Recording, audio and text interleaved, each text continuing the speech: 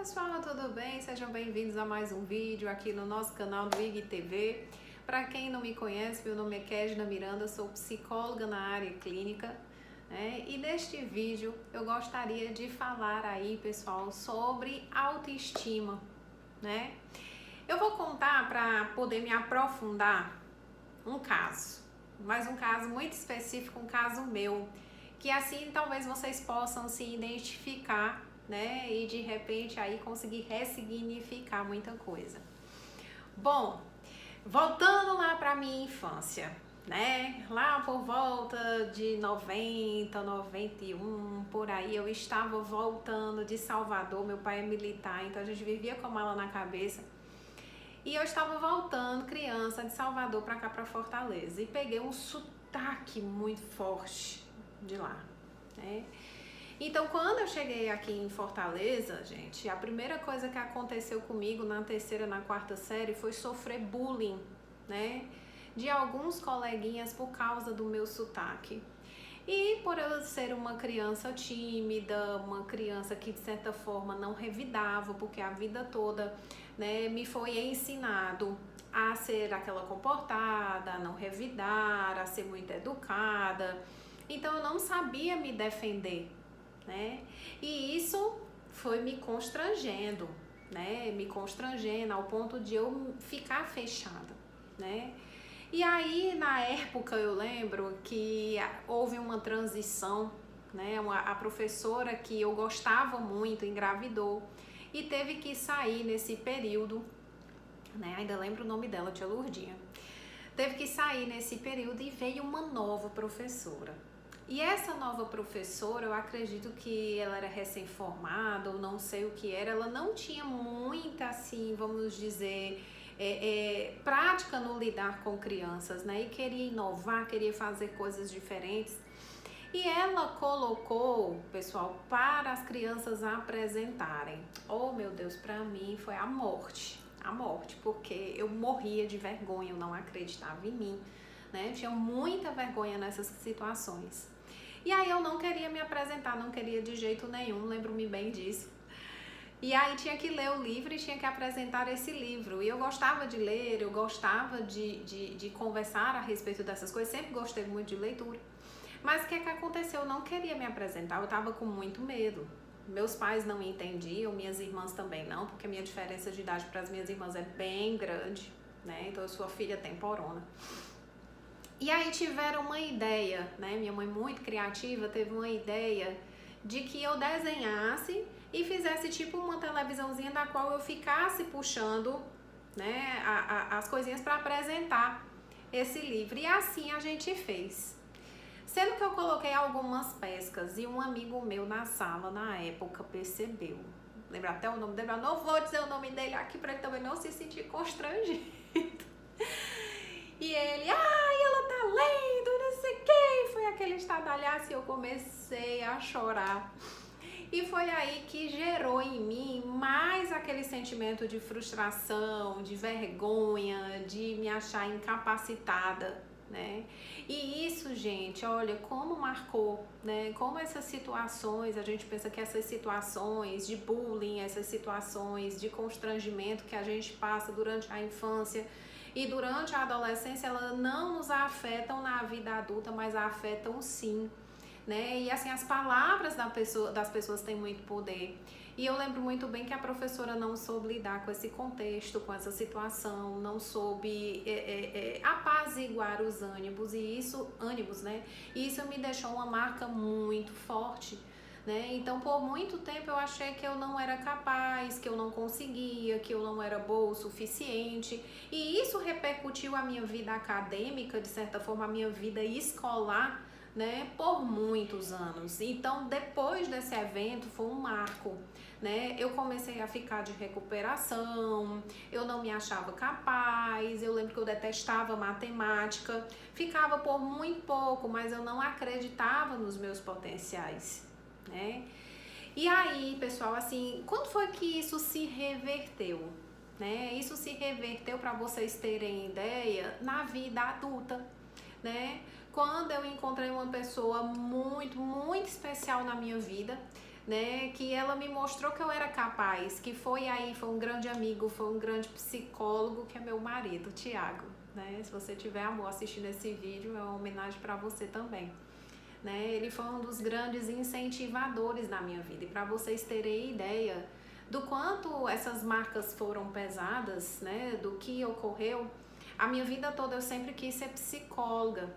E quando eu fui fazer, na época, não tinha esse horror de faculdade que tem aqui em Fortaleza. Então só tinham duas faculdades, duas universidades, que eram a UFC e a Unifor. E a concorrência na época era tal qual a concorrência de medicina hoje. Parecia que na época todo mundo queria ser psicólogo, né? E era muito, muito, muito concorrido mesmo. Os vestibulares da UFC eram aqueles vestibulares punks, pesados, né? Então, assim, eu já tinha colocado na minha cabeça que o UFC eu nem passava, né? Quanto mais Unifor.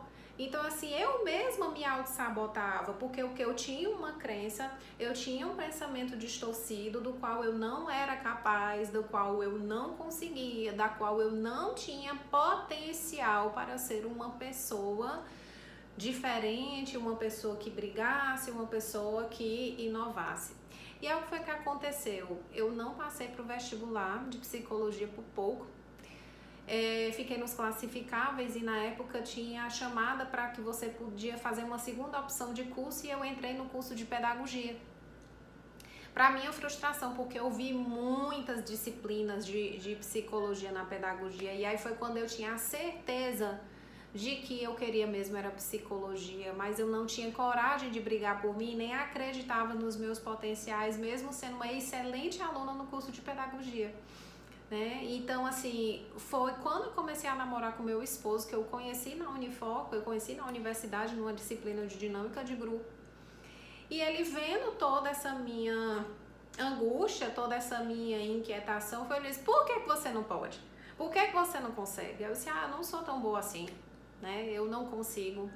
E a minha família também passou, por incrível que pareça, a acreditar justamente que eu era limitada, que eu não conseguia, né?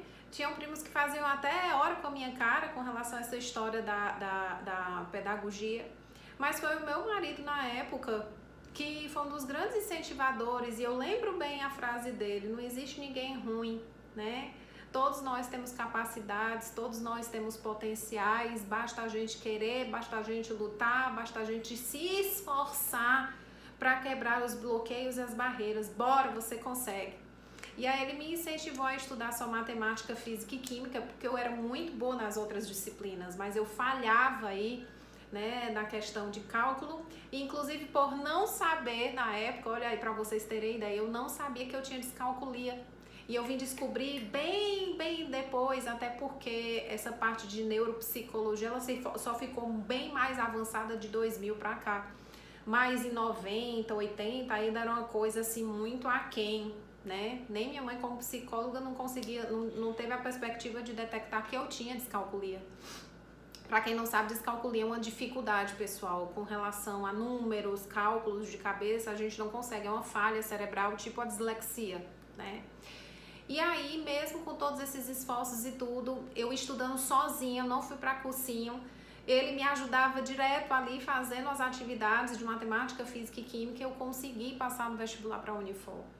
Então, nesse exato dia que eu passei nesse vestibular, gente, foi aquela coisa assim que caiu a ficha para mim, sabe, de que eu era capaz, de que eu podia, que eu estava errada, né, que a fala das outras pessoas estava errada, que eu sim, eu era capacitada, que eu conseguia, que eu podia, que eu deveria querer, mas precisou aí, de certa forma, do empurrão do meu marido para eu acordar, né, e quantas pessoas não sofrem com isso, né, achando que não conseguem, achando que são incapacitadas, que não são boas suficientes, muitas vezes impregnadas aí por um contexto familiar, né, um contexto social de alguma situação que aconteceu, ou alguma pessoa que te foi muito importante, um namorado ou uma namorada que te colocaram para baixo, que não te incentivaram, né, que não foram aí de certa forma pessoas bacanas na sua vida.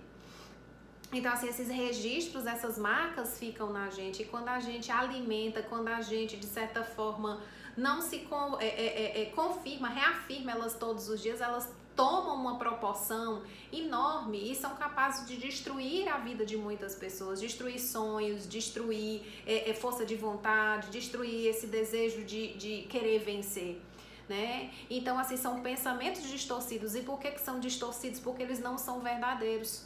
Né? A gente os alimenta sem saber, sem tomar consciência. Então, a partir do momento que eu tomei consciência, né, que tudo que eu acreditava, eu não sou capaz, eu não sou boa o suficiente, eu não sou inteligente, eu sou burra, né? Quando eu entendi que isso era uma distorção de pensamento e eu decidi reverter o quadro, tudo na minha vida mudou, né?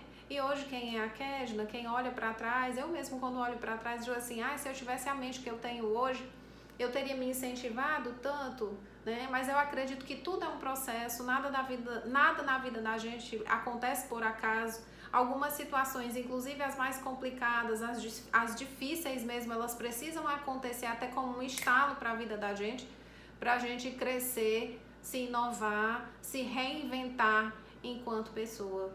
Então eu deixo aqui, de certa forma, até esse depoimento meu da minha vida para vocês, que eu não contei para ninguém até hoje, mas eu estou abrindo aqui. Talvez muitos dos familiares nem saibam, mas eu estou abrindo aqui para vocês de coração aberto, né? Acaso vocês se identifiquem e sim, se eu conseguir mudar, se eu conseguir ressignificar, você também consegue, você também vai ser capaz, a sua vida vai ter um outro olhar, um outro sabor, né? Se você acreditar, né? Se você realmente tiver fé em você, fé em Deus, fé na vida, fé nas suas capacidades, porque todos nós, meu povo, podemos nos reinventar e nos transformar, tá bom? Então eu deixo esse vídeo de todo o coração para vocês. Um beijo grande, até o nosso próximo encontro. Tchau, tchau!